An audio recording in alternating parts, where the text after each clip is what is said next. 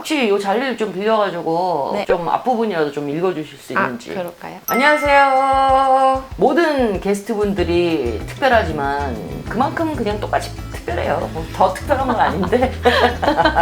좀 반가워요, 니마. 다시 봐서. 네, 안녕하세요. 이렇게 웃는 모습 보니까.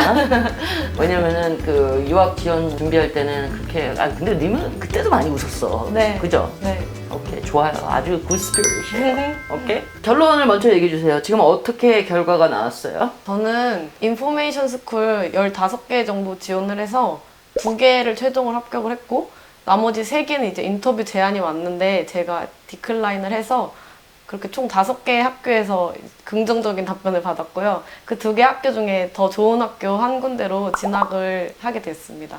그 진학하신 학교는 톱 스쿨이에요? 어떻게 돼요? 네, 랭킹이? 제가 가려는 분야인 인포메이션 스쿨들 중에서는 10위권 안에서 항상 왔다 갔다 하는 학교라고 보시면 되겠습니다. 이거 보시는 분들 중에서 네. 인포메이션 학교가 뭐야? 정보가 뭐지? 정보 학교가 뭐야? 하는 그런 분들도 계실 수 있으니까 네. 그거 조금 과에 설명 좀 해주세요. 인포메이션 스쿨이라는 게 원래 있던 과가 아니고 전통적인 그런 분야가 아니기 때문에 저도 사실 지원을 하기 전에 몰랐던 과고 많은 분들도 물어보시고 하는데 컴퓨터 사이언스와 다른 이제 사회과학 분야를 합친 좀 되게 간학문적인 신생학과라고 생각하시면 될 것 같아요. 그래서 우리 한국에도 뭐 융합대학원이라든가 그런 과들이 많이 생기고 있는데 그거의 이제 미국 버전이라고 생각하셔도 될 것 같고요. 그래서 컴퓨터 사이언스라고 하기에는 테크니컬한 부분에서는 조금 떨어질 수도 있고 또 소셜 사이언스랑 다른 점은 메소돌러지에 되게 집중을 한다는 점인데 그래서 저는 이걸 하나로 딱 디파인 하기보다는 소피스티케이티드한 방법론을 이용해서 사회과학을 연구할 수 있는 융합적인 과다 이렇게 이해하시면 될 것 같습니다.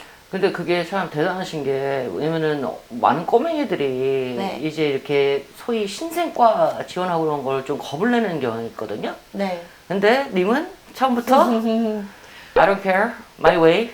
아예 I don't care는 아니었고 사실 이제 처음에 봤을 때 저는 되게 좀 고민을 많이 했어요. 저는 원래는 학사, 석사를 경제학과로 해가지고 처음엔 당연히 이제 박사도 경제학으로 하려고 했는데 이거는 내가 원하는 연구 분야랑 이 경제학의 그런 리서치 에리아랑 딱 맞아 떨어지지 않는다라는 게 이제 석사를 하면서 느껴져가지고 다른 걸 뭘 해야 되냐 이렇게 원점에서 좀 많이 찾아봤는데요. 컴퓨터 사이언스를 하기에는 그것도 또 제가 원하는 걸 맞지 않았고 그래서 딱 저는 인포메이션 사이언스 이런 스쿨들 존재를 알게 됐을 때는 와 이거 딱 내가 원하는 게 맞다라는 그런 확신은 들었는데 좀 걱정이 됐던 건 이거를 지원해도 되나? 이런 과에서 나를 뽑아줄까? 인포메이션 사이언스에 대해서 오래 알고 준비한 게 아닌데 괜찮을까? 이러는 두려움은 당연히 있었어요. 근데 그래서 저도 이 부분에 대해서 선생님한테 얘기를 했었는데 뭐 쓸데없는 걱정을 한다. 당연히 원래 그런 신생과에서는 온갖 데서 온 애들 뽑는 거지. 그러면은 인포메이션 사이언스 전공한 애들만 뽑는 게 뭐 말이 되느냐. 들어보니까 진짜 맞는 말인 거예요. 애초에 간학문적인 과인데 다른 과에서 온 애들 안 뽑으면 뭘 뽑겠냐라는 선생님 말씀이 그렇지, 신생이니까. 네, 맞을 수밖에 없어서 그래서 그냥 그때 이후로는 선생님 말 믿고 가기로 했어요. 그게 매력이에요. 이 퓨전 쪽이고 네. 소셜 사이언스 쪽을 그런 메토도로지로 푸는 그거. 네. 뭔지 알겠죠? 근데 네, 님 잘 될 거야, 아니마. 음. 후에 가서 아마 제가 연락을 드리면은 이제 비서분이 받으시고 그 다음에 우리 교수님은 지금 스케줄 2년 정도 차서 그리고 뒤에. 그리고 물어보시는데요. 제레미가 누구인지? 지금 1차적으로 자기소개를 하긴 하셨는데 네. 그러면은 뭐 학점, 뭐 GRE 이런 것도 좀 얘기해 주세요. 네, 제가 학점이랑 제 GRE를 말씀드리는 게 되게 좋을 것 같은 게 제가 그렇게 스펙이 엄청 좋은 지원자는 아니거든요.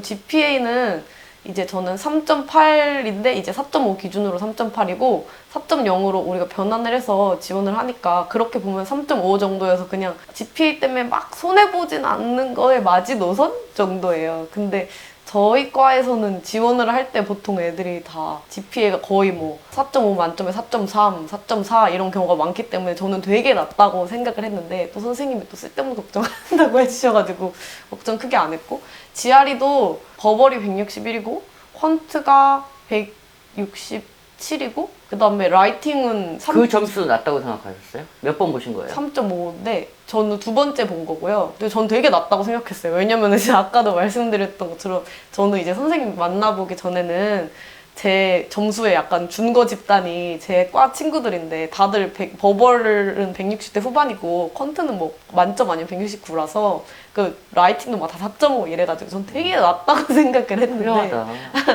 네, 근데 선생님이 뭐가 낫냐 잘했다 GRE 너무 잘했다라고 하셔가지고 좀 용기를 많이 얻은 것도 있어요. 그 첫 번째 본 건 어땠어요? 첫 번째 본 거는 157, 버벌이 157, 펀트가 165, 그다음에 라이팅이 3.0이었어요. 아, 그것도 그래도 잘했네, 이마. 잘했네, 그죠? 근데 국내파니까 그런 걸 감안하면 그렇게 나쁜 점수는 아니었어요. 근데 학교가 뭐 어디예요? 그 몰라서 물어보는 건 아니지만 모르는 척. 서울 한 상위 4위권 대학? 4위? 4위? 넘버 4? 그리고 아까 전에 학점 얘기하신 건 석사 학점이에요? 아니면 학부? 학부 학점이에요. 석사 학점은 뭐 보통은 다 잘 받기 때문에 석사 학점 뭐 거의 만점이고요. 근데 학부 학점이 GPA가 훨씬 중요하다고 알고 있었는데 3.5 정도다 보니까 좀 걱정을 많이 했었던 거죠. 님아, 근데 있잖아요. 님 진짜 소재가 너무 좋았어요. 에세이 소재가 너무 훌륭했고, 혹시 이 자리를 좀 빌려가지고 네. 좀 앞부분이라도 좀 읽어주실 수 있는지. 그럴까요? 네. You have ADHD. When my doctor told me this when I was 25, everything suddenly made sense. Why it would take me longer to read a page compared to my classmates, and why what the teachers were saying were incomprehensible at times. But then, by then, I had graduated first in my class, high school valedictorian, had earned top 1% score on my Korean SAT, was awarded a 4-year full scholarship from a leading education foundation, had made to a prestigious university, graduating with near perfect GPA. And I had worked so hard for this. I have must cry tens of times. Thus, if nothing else, I know what grit means. And after overcoming ADHD, I feel that I can overcome any obstacle, any hurdle, and this can-do spirit regardless. This quality I am taking it to your school. And as a scholar to be of AI that is just starting to take its first steps, I know that I will fail and fall many times, but this grit and this ability to overcome, they will make me stand up again and again. 자, 조금 분석 들어갈게요. 네. 이게 좋은 게 뭐냐면은 ADHL 이거. 그렇지만 그때는 벌써 나 이건데 나 이런 것들을 성과를 냈는데, 그래서 예를 들면은 이게 처음에 I graduate first in my class 이게 처음으로 나왔다면은 어머 쟤 뭐니 이건데 이렇게 나오기 때문에 이 성과가 사는 거예요. 그렇지. 그리고 ADHL을 오버컴했는데 뭘 오버컴을 못하겠니, 니마. 이해돼? 그리고 여기에 또 and after overcoming, 왜 여기에 이 쿼테이션 마크가 왜 들어가죠? ADHL은 오버컴 할 수는 없어요. 네. 이해돼? 이게 진짜. 이제 힘든 얘기 좀 합시다. 네. 다들 힘들어해요. 유학 지원 과정에서. 네.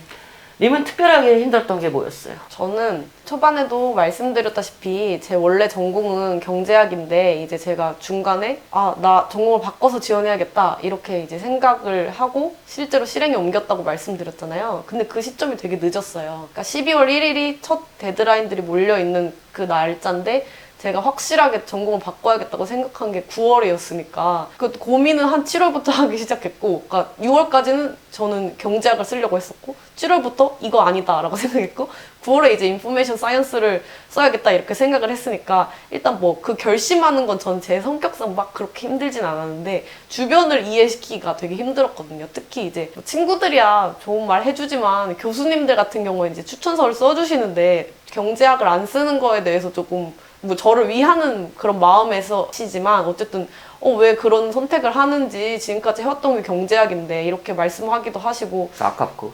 네, 아깝다고 생각을 하시는 것 같았어요. 부모님한테는 저는 합격을 하고 말씀드렸거든요. 사실 나 경제학 안 썼어 이렇게. 근데 만약에 미리 또 얘기를 했으면 되게 부모님도 걱정을 많이 하셨을 거란 말이에요. 근데 제가 생각하기에 제 적성과 제 연구 분야는 제가 가장 잘 알잖아요.